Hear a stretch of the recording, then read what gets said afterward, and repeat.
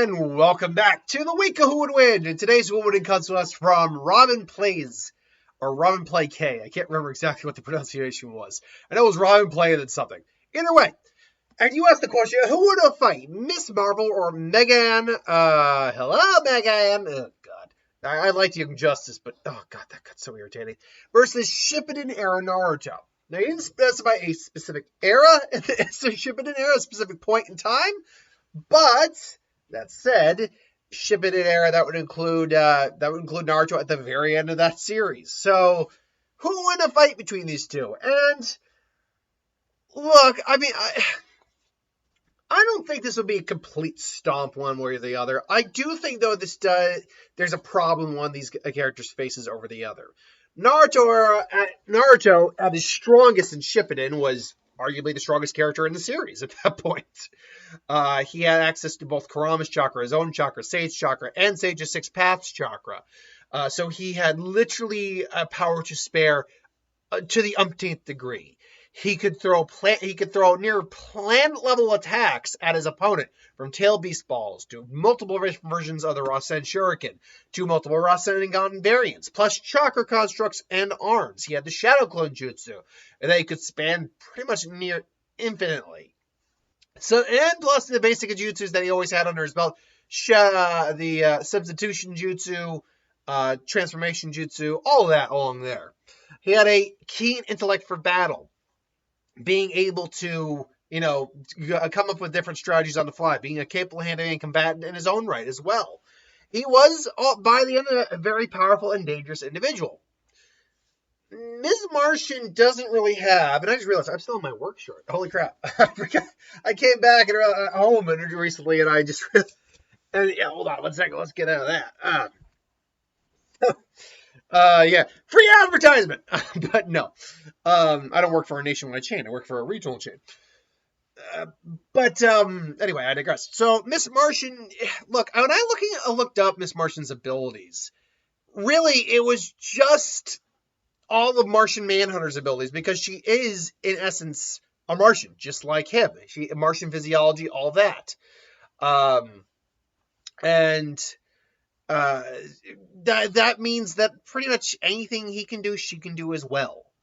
And based on what we've seen, like both in the Young Justice TV series and in the comics, she's at least as powerful as him, if not stronger, to certain degrees. Which means she has a severely powerful level of regeneration, being able to regenerate from almost anything. High levels of invulnerability, strength on par with that of a Kryptonian. Granted, she's a young Martian, so that may be factoring in it too. She can phase through matter, she can turn invisible, she can fly, survive in space, has different levels of, can see in different spectrums of light. And then obviously then there's her telepathic and mental abilities, telekinesis, and telepathy, which, if she's even mildly on par with John, means she's not a worldwide telepath. She's a near universal level telepath. So, and she's also got basic hand-to-hand training, all that as well. So the issue comes twofold on both sides of the fence. On Miss Martian's side, does she have the durability? Does Naruto have the durability, basically, does Naruto have the attack power? Does she have the durability that he could hurt her, that he could kill her? Because Martians still have a physiological weakness to fire. White Martians included. Because Naruto has access technically to all forms of chakra, basically near the end of the series, or at least many different forms of chakra, which would include fire, he can throw a lava release at her. Yes, in theory, he can hurt her and damage her. He'd have to throw the right technique out at her, but he should be able to. As well as the fact that chakra, being energy, should at least be able to hurt her on some level. The question is, can he do enough damage to actually kill her or knock her out? I don't know if he has that, unless he's throwing a fire-specific attack. I don't know if he has that level of power.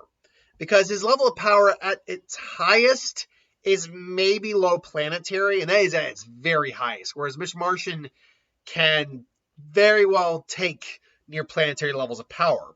Add on the fact that physically speaking, she's got the speed and strength to compete with Kryptonians, which far surpass even some of the strongest and fastest individuals in Naruto. Well, now you're dealing with someone who can just kind of blitz Naruto to some degree. Naruto's speed, though, should not be underestimated, as he too can move at light speeds. So their speeds should be able to cancel each other out, but when it comes to the physical strength and durability, she's got him beat on that. The problem I see here for Naruto, beyond the fact that it's going to be hard to really hurt her, is the fact that he has no protection against telepathy. Telepathy itself, mind-reading techniques are not common in the Naruto universe. There's a whole clan that specifically specializes in them with the Yamanakas. And there is the human path technique as well with the Sage of Six Paths, but they're kind of like the outliers. Legit telepathy, where I can just read your mind by looking at you or whatever, is very rare. I don't even think it really exists in the Naruto universe. There's jutsu that you can steal information from. I think, and like one of the anime fillers, there was a character who just by, I think, locking eyes with someone. No, it was because a Yamanaka entered her mind.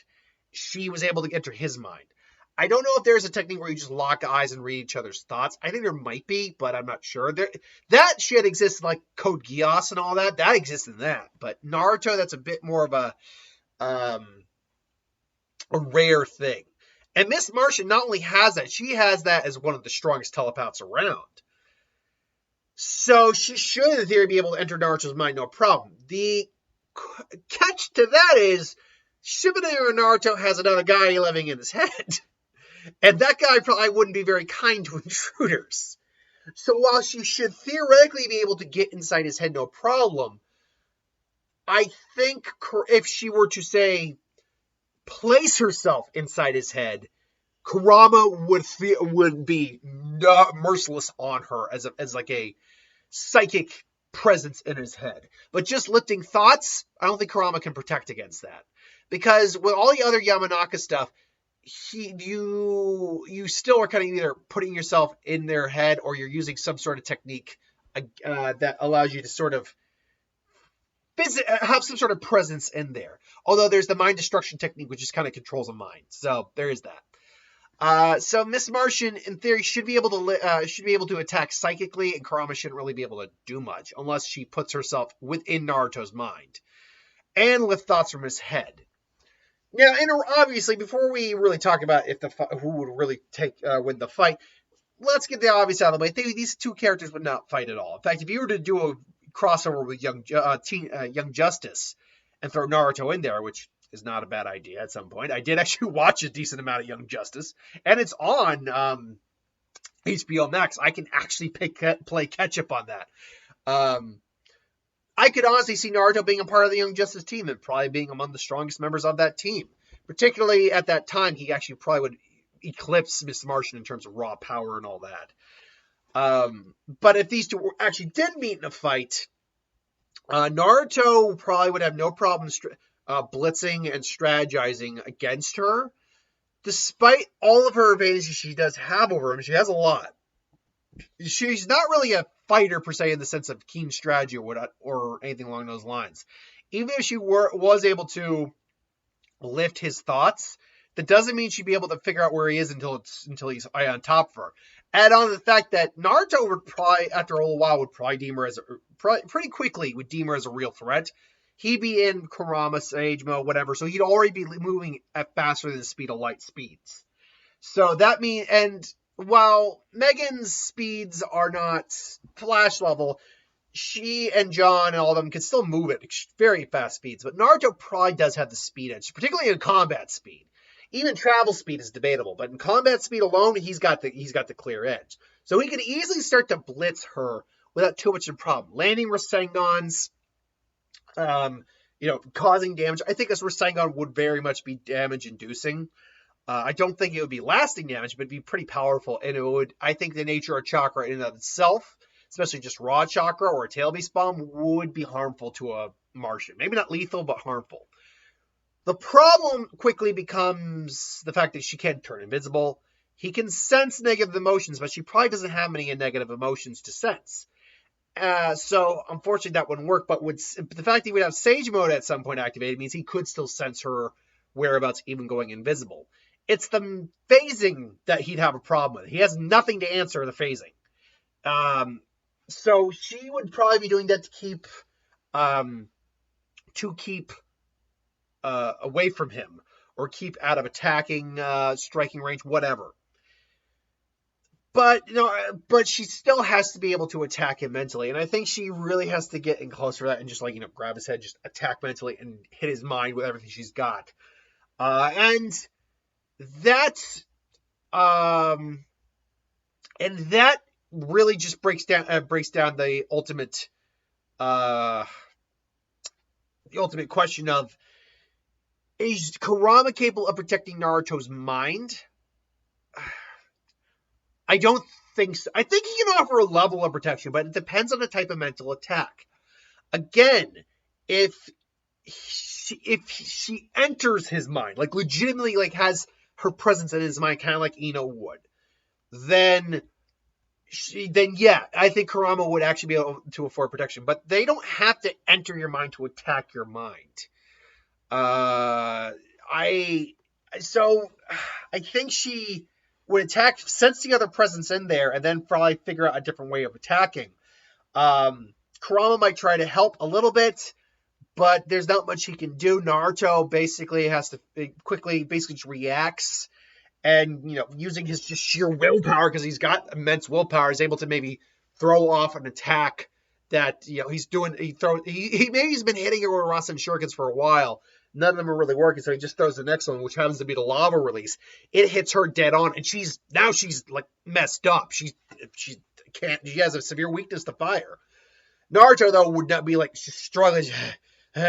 So Megan would have to basically go in for the kill. Naruto tries to go for the kill as well. While she is still hurt, she can still phase. And then if she knows that if she tries to attack again, that fox might come after her. But she ultimately comes and just boom, using her superior strength, kind of knocks him out. I think Naruto's biggest issue here is he just doesn't have a good protection for her type of mental attacks. If this were again an Ino scenario where you're actually inside, your mind is inside someone else's mind instead of just reading a mind. Then Kurama, I think, could provide enough protection to keep her at bay. But the fact is, she doesn't have to attack him that way. And he doesn't have a solid protection against actual telepathy. So unfortunately for Naruto, I would actually go Miss Martian in this fight. This, of course, is just my opinion, however. Let me know in the comments below if you feel differently on this fight. If you do, that's cool. We're all friends here. Until then, thanks for watching. I hope you enjoyed, and I'll see you tomorrow for the next Who Will Win and Lantern Corps. Yeah, I had to be sure it was Lantern Corps. Next week is when we start the next roster of the Digimon and the Quirk series. Till then, thanks for watching. See you later.